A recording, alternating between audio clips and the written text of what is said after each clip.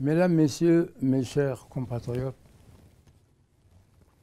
alors que je suis à l'étranger, de nombreux Sénégalais, de nombreuses Sénégalaises, de toutes conditions, de toutes opinions et de toutes convictions, m'ont fait parvenir des messages pressants.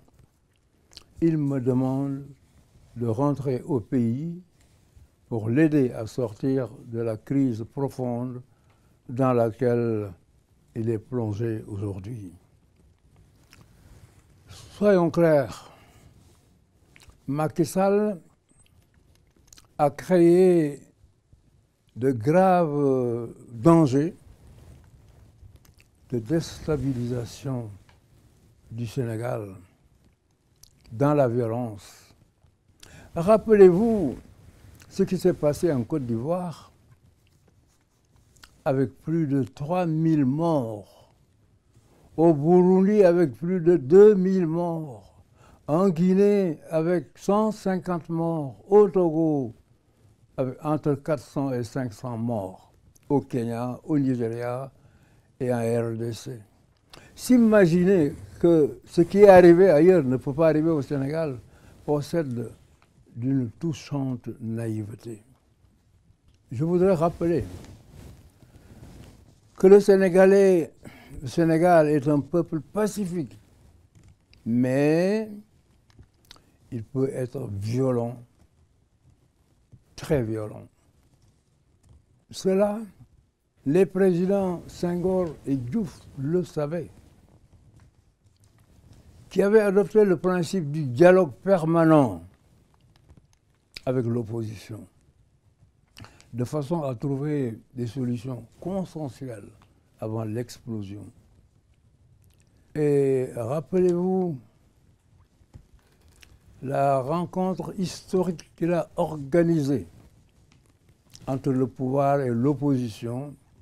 Opposition et pouvoir se sont retrouvés en face pendant plusieurs jours dans une âpre discussion. Mais au total, nous avons pu adopter un code électoral consensuel qui est celui qui a régi les élections au Sénégal depuis 25 ans et qui est le code qui a permis à M. Macky Sall d'être aujourd'hui président de la République. Il est vrai aussi que le Parti démocratique sénégalais a contribué à l'élargissement des espaces de liberté et de renforcement de notre démocratie. Ce combat pour les libertés et la démocratie, je l'ai mené avec l'opposition de l'époque et aussi avec la participation de leaders déterminés et engagés à l'image de Amath Dansokho, Abdoulaye Bathily, Landing Savané et certains autres. Mes chers compatriotes, l'élection programmée par M. Macky Sall est déjà verrouillée depuis l'élimination par Macky Sall des deux candidats qui pouvaient lui porter ombrage, à savoir Karim Wade et Khalifa Sall. Certains qui sont très avertis ou des personnes de son entourage affirment qu'il a déjà choisi d'être élu à 55% ou à 60% et au premier tour. Alors, dans cette direction, il élimine les deux candidats qui lui portaient ombrage, les deux candidats les plus sérieux qui auraient pu assurer l'alternance, c'est-à-dire le battre. Il les met en prison purement et simplement sous des prétextes fallacieux. Depuis 7 ans, le pouvoir est concentré entre les mains d'un petit nombre de personnes autour du candidat sortant. Les libertés sont bafouées, à commencer par la liberté de manifestation et la liberté de réunion. Macky Sall a pris le chemin contraire Il gouvernait seul, avec ses parents et ses affidés, avec une gloutonnerie financière sans précédent dans l'histoire du Sénégal. Les parents sont placés au poste de ce que les Sénégalais appellent les mangeoires. J'avais créé une caisse de dépôt et consignation qui, au bout de quelques mois, avait réuni 56 milliards de francs CFA. Dès mon départ, Macky Sall y a placé son frère utérin et au moment où je vous parle, cette caisse serait devenue déficitaire. Il est vrai que son frère s'était illustré dans le pétrole. Les détournements de deniers du régime de Macky Sall nous ont privé d'énormes possibilités d'améliorer, d'élargir et améliorer notre système éducatif. Aujourd'hui, les étudiants souffrent d'arriérés de bourse. Les élections au Sénégal ont parfois été agitées, mais sans grand dégât. Et cela, nous le devons non pas parce que notre peuple a des vertus particulières, mais parce que les présidents précédents avaient un sens de la démocratie.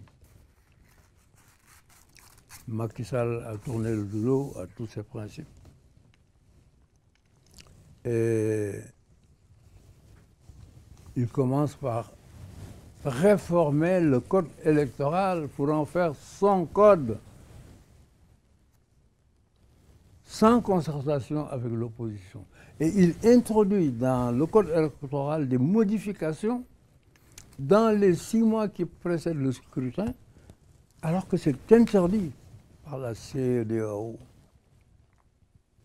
Macky Sall a remanié profondément la magistrature de façon à avoir des juges à sa dévotion, ce qu'on appelle chez nous les juges couchés, qui mettent en œuvre sans état d'âme une justice instrumentalisée et verrouillée. Il institue un système de parrainage pour éliminer les candidats et il l'a annoncé pour arriver seulement à 5 candidats qu'il choisit. D'après la loi Macky Sall, chaque candidat doit produire le parrainage de 0,8% à 1% des inscrits, c'est-à-dire en moyenne 66 840 parrains pour que sa candidature soit recevable.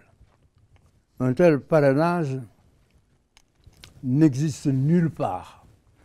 Nous avons décidé de nous opposer à la tenue d'une élection qui est entièrement fabriquée dans le seul but de réélire le candidat sortant, en l'espèce, M. Macky Sall. M. Macky Sall a prouvé son mépris des règles élémentaires de la démocratie, son mépris du peuple sénégalais. Je le dis nettement. Cette élection dont les concurrents les plus dangereux ont été d'abord ignominieusement éliminés et d'autres, pour en arriver à 5 candidats, ne peut pas être appelée des élections et nous ne l'accepterons pas. Nos concitoyens doivent le proclamer haut et fort et manifester leur réprobation de cette élection qui n'est qu'un instrument de confiscation du pouvoir. Il est encore temps pour Macky Sall d'ouvrir les yeux et de discuter avec l'opposition pour une élection présidentielle soumise à des règles et pratiques qui ne rejettent pas le Sénégal au banc des nations, ce qui serait une honte pour notre pays. Alors c'est pourquoi mon parti a proposé à ses alliés de l'opposition, du front de l'opposition, la mise en place immédiate d'une commission nationale de transition démocratique pour revoir le code électoral et l'expurger de tous les ajouts de Macky Sall, remettre les cartes dont 1 500 000 sont retenues par le ministre de l'Intérieur pour empêcher surtout les jeunes de voter, pour préparer les textes de loi avant leur examen par l'Assemblée nationale. Macky Sall doit avoir le courage de prendre conscience de son aveuglement et surmonter son entêtement. Il est encore temps pour lui de se ressaisir. S'il s'y refuse, il endossera devant notre peuple et devant l'histoire une écrasante responsabilité. Responsabilité dont il ne pourra jamais se débarrasser. Celle d'avoir torpillé la poursuite de la marche du Sénégal vers la démocratie véritable, d'avoir anéanti l'exigence de démocratie, l'exigence de liberté acquise de haute lutte par notre peuple. Je voudrais maintenant en arriver à la conclusion de mon propos.